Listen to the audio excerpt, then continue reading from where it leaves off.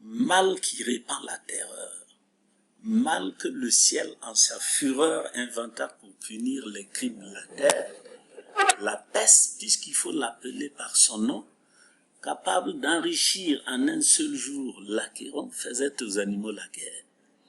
Ils ne mouraient pas tous, mais tous étaient frappés.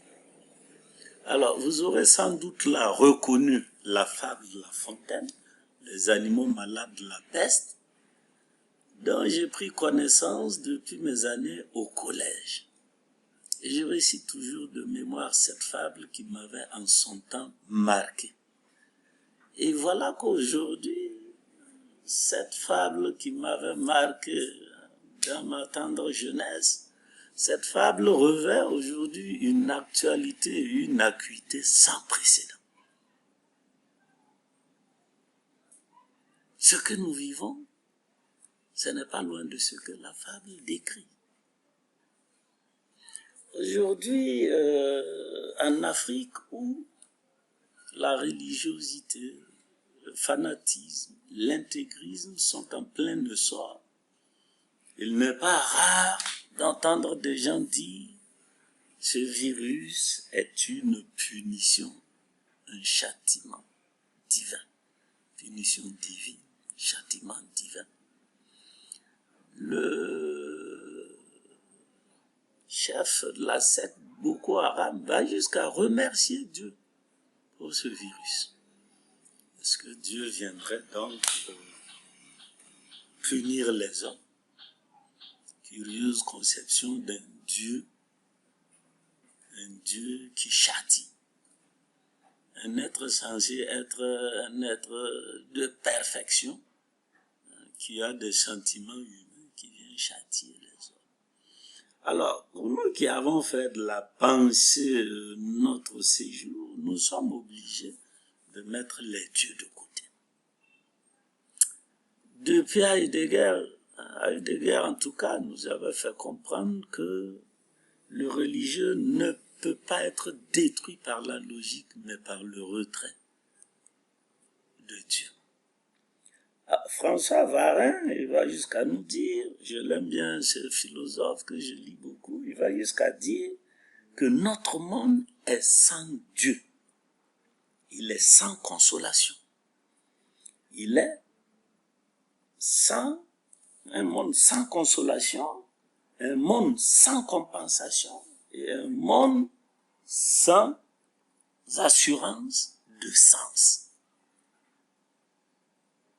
Ces propos, ça nous interpelle, nous ici. Le monde est sans assurance. Comment peut-on aujourd'hui voir Dieu dans ce qui se déroule? Bon, ça, c'est une préoccupation, je dirais, très africaine, parce qu'autour de moi, je n'ai de cesse d'entendre ce refrain. Alors, pour nous autres, penser en période de pandémie, nécessairement, c'est penser en lien, en rapport avec la pandémie. On ne peut pas, n'est-ce pas, l'occulter. Parce que la pensée interpellée, les questions foisonnent, les questions se bousculent.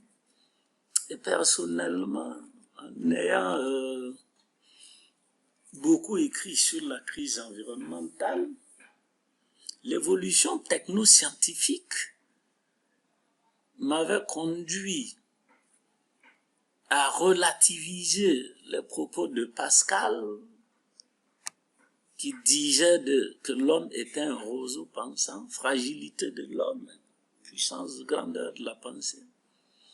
Je l'avais relativisé en disant la fragilité a changé de camp, la nature est devenue fragile, mais voilà que, avec ce coronavirus, c'est la fragilité même de l'homme qui est aujourd'hui mise en avant. Ce virus nous a conduit à un mode de vie aux antipodes même de ce qu'était la vie humaine. Il faut s'enfermer. Il ne faut plus se saluer. Donc, confinement, il faut rester chez soi, s'isoler. Ce n'était pas le mode d'existence habituel de l'homme. Aujourd'hui, nous sommes véritablement interpellés et ce que nous n'avons pas pu nous imposer à nous-mêmes face à la crise environnementale. Il y a eu des mesurettes pendant les pics de pollution en Europe. On disait il faut cesser de circuler en véhicule, etc. En tout cas, on alternait. Mais voilà qu'un virus est venu nous imposer un confinement qui fait que la planète respire. Les pollutions vont drastiquement baisser. Pour notre bien-être et pour le bien-être, n'est-ce pas, de la nature. Alors, c'est vrai que nous connaissons un monde, n'est-ce pas,